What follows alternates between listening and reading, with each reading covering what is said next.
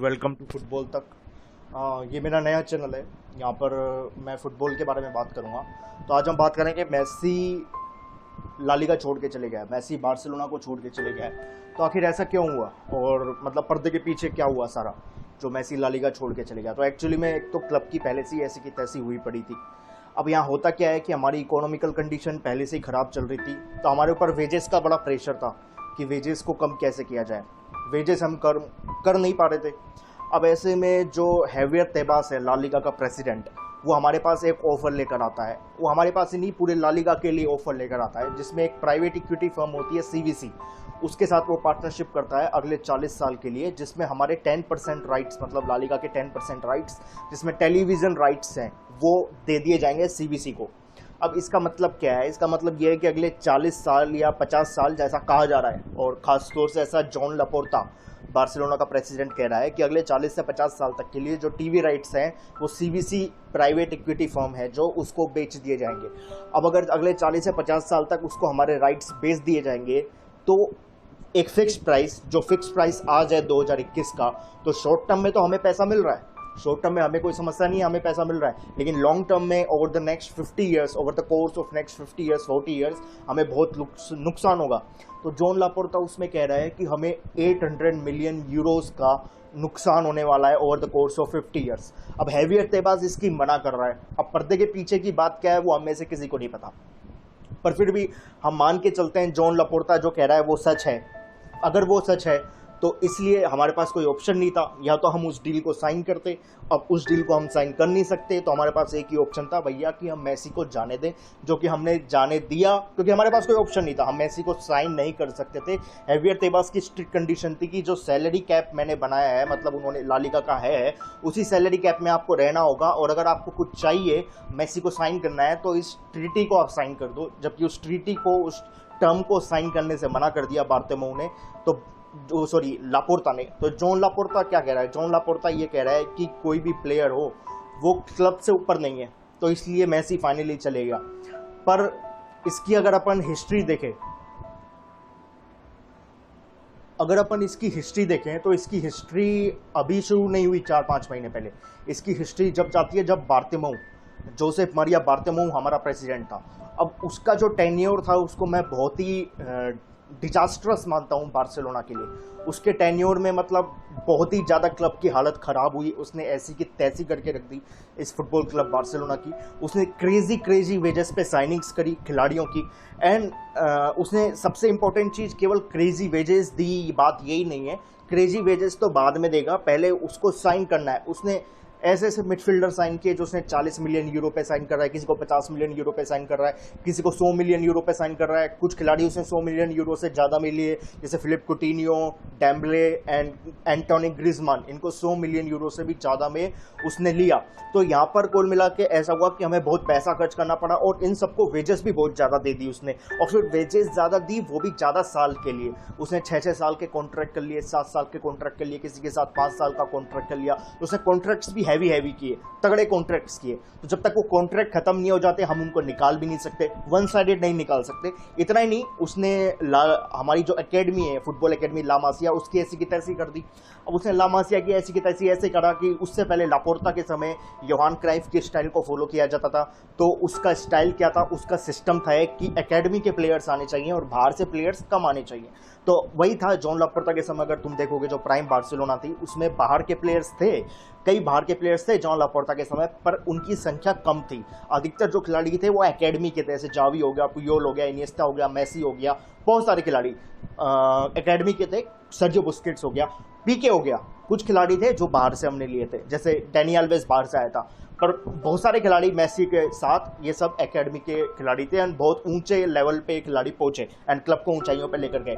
लेकिन बार्तेमो के समय ऐसा नहीं था। एकेडमी को उसने मिटा के रख दिया। एकेडमी का कोई खिलाड़ी आगे नहीं आया, ना उसने आगे बढ़ाया, ना हमने देखा कि एकेडमी का कोई खिलाड़ी आया और उसने क्लब को उबारा हो या अच्छा करा हो। तो ऐसा भी कुछ नहीं हुआ बार्तेमो के समय। बार्तेमो ने मिडफील्ड में, जो मिडफील्ड बार्सिलोना की निशानी मानी जाती है कि हमारे पास लेजेंडरी मिडफील्डर्स रहे हैं, उस मिडफील्ड में भी बार्तेमो ने साइन किए। अब उसमें तो हमें साइन करने की जरूरत नहीं थी, हमें रिकी पूच जैसे खिलाड़ियों को आगे बढ़ाना था, हमें निको गोंजालेस जैसे खिलाड़ियों को आगे बढ़ाना था।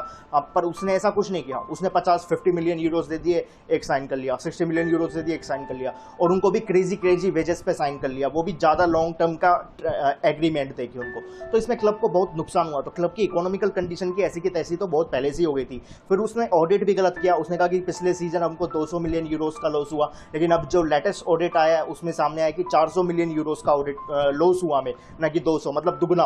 तो उसने क्लब की ऐसी की तैसी कर दी थी। अब प्रॉब्लम क्या थी, हमारे पास बहुत सारे ऐसे खिलाड़ी थे, जैसे हो गया फिलिपे कोटिन्यो, उस्मान डेम्बले हो गया, एंटोनी ग्रिजमान हो गया। इन खिलाड़ियों को हम सेल नहीं कर सकते थे। अब सेल क्यों नहीं कर सकते थे कि पहली कंडीशन तो ये है, एक तो हम खुद अब डेस्परेट हैं इनको सेल करने के लिए। जब सामने वाले क्लब जानते हैं, सामने वाली पार्टी जानती है कि हम डेस्परेट हैं, तो वो क्यों बाय करेंगे, और बाय करेंगे तो अपनी कंडीशन पे बाय करेंगे, ना कि हमारी कंडीशंस पे। ये पहली बात। दूसरी बात, ये यहाँ प्रॉब्लम ये हो गई कि हमने जो वेजेस पे उनको साइन कर रखा है, मतलब जब तक उनका एग्रीमेंट है, वह वो जिन वेजेस पर हैं, तो उन वेजेस पे क्लब लेने से मना कर रहे हैं। भाई कोई भी क्लब, मान लीजिए एथलेटिको माद्रिद है, वो ग्रिजमान को वापस लेना चाहता है, तो एंटोनी ग्रिजमान को वापस ले लेगा, पर वो उन्हीं वेजेस पे क्यों लेगा? उन वेजेस पे क्यों नहीं लेगा जो वेज वो दे रहा था? वो उन वेजेस पे क्यों लेगा जो वेजेस बारसा उसे दे रही है? तो हमें क्या करना पड़ता? अगर एथलेटिको राजी भी हो जाता लेने को, तो हम एथलेटिको को बेच देते, पर उसकी वेजेस हमें देनी पड़ती एक्स्ट्रा। तो ये तो हमारी ऐसी की तैसी हो जाती। ऐसी उस्मान डेम्बले ऐसा खिलाड़ी है जिसने क्लब को जितना दिया उससे ज़्यादा लिया। उसने इतनी हैवी वेजेस लिए हैं और अधिकतर समय वो घायल रहा है। बस पिछला सीजन मैंने देखा है जिसमें वो थोड़ा बहुत खेला है। इसके अलावा फिलिपे कोटिन्यो को भी देखें तो अधिकतर समय वो घायल रहा है या अंडर परफॉर्मिंग रहा है। उसने बारसा को इतना कुछ भी नहीं दिया जितना उसने लिया। तो इन सब खिलाड़ियों को कोई लेता नहीं, और लेता भी तो इनकी जो वेजेस हैं, जो क्रेजी वेजेस हैं, पागलों वाली वेजेस हैं, जैसे आंख पे पट्टी बांध के पैसा फेंकने वाली वेजेस हैं, वो कोई भी नहीं देता। तो हमारे पास फिर एक लास्ट ऑप्शन बचता था। लास्ट ऑप्शन ये था कि हम इनसे कहते कि भैया तुम अपनी वेजेस घटाओ, जिससे दूसरा क्लब तुम्हें ले सके। अब आप मुझे बताओ, आप एंटोनी ग्रिजमान की जगह हो, तो क्या आप अपनी वेजेस घटाओगे? आप अपनी सैलरी घटाओगे? नहीं घटाओगे। आप क्या कहोगे क्लब को? आप क्लब को ये कहोगे कि भैया मेरा अभी लीगल एग्रीमेंट है, और लीगल एग्रीमेंट में जो सैलरी है मैं उतनी लूँगा। अब हर कोई मैसी तो है नहीं जो अपनी सैलरी 50% रिड्यूस कर देगा। तो अब हमारे पास एक ही ऑप्शन बचता था। वो ऑप्शन ये था कि हम इन खिलाड़ियों की यूनिवर्सली हम इनके कॉन्ट्रैक्ट को रिजेक्ट कर देते या टर्मिनेट कर देते। कह देते भैया भागो यहाँ से, टाटा बाय बाय, हम तुम्हें कोई सैलरी नहीं दे रहे, तुम्हारा हमारा रिश्ता खत्म, क्लब के साथ जो तुम्हारा एग्रीमेंट था, कॉन्ट्रैक्ट था, सब खत्म, हम तुमको नौकरी से निकालते हैं, जाओ। पर क्या हम ऐसा कर सकते थे? हम ऐसा नहीं कर सकते थे। उसमें रिस्क थी। तो रिस्क किस चीज़ की होती है? उसमें रिस्क ये होती कि अगर ये खिलाड़ी कोर्ट में चले जाते तो वहाँ केस बनता, और उस केस में अगर हम हार जाते तो हमें इन खिलाड़ियों को इनकी जितनी भी वेजेस बन रही थी over the period of years, मान लीजिए हमने 5 साल के लिए साइन किया था, जिनमें से 3 साल तो निकल गए थे, 2 साल और बच रहे हैं, 2 सीजन और बच रहे हैं, तो 2 सीजन की पूरी वेजेस हमें उसे देनी पड़ती, और वो खेलता भी नहीं, तो बिना खिलाए उसको दो सीजन की वेजेस देनी पड़ती, तो हमारा 4 गुना लॉस हुआ। तो इस तरह से हमारे पास कोई ऑप्शन नहीं बचा था एंड में, और इसलिए हमें मेसी को बेचना ही पड़ा, क्योंकि कोई भी जाने को तैयार नहीं था और कोई भी अपनी वेजेस घटाने को तैयार नहीं था।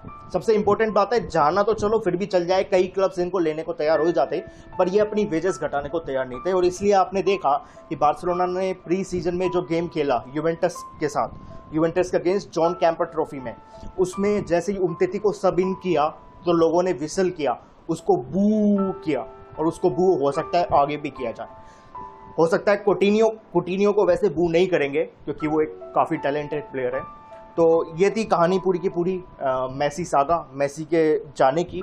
हालांकि इसकी असली कहानी इससे भी ज़्यादा है। मेसी के जाने की शुरुआत मैं मानता हूँ जब सांद्रो रसेल प्रेसिडेंट बना था बार्सिलोना का, तभी से हो गई थी। जब सांद्रो रसेल प्रेसिडेंट बना था, क्योंकि उसको प्रेसिडेंट नहीं बनना चाहिए था बार्सिलोना का, लापोर्ता को उस समय नहीं हटना चाहिए था, लेकिन लापोर्ता की जगह वो प्रेसिडेंट बना, और तभी से बर्बादी की कहानी लिखी जानी शुरू हो चुकी थी। खैर, यहाँ जो 2 पॉइंट्स थे, मेन जो 2 पॉइंट्स थे जो प्रेजेंट सिनेरियो में मैटर करते थे, वो 2 पॉइंट्स मैंने इस वीडियो में क्लियर किए।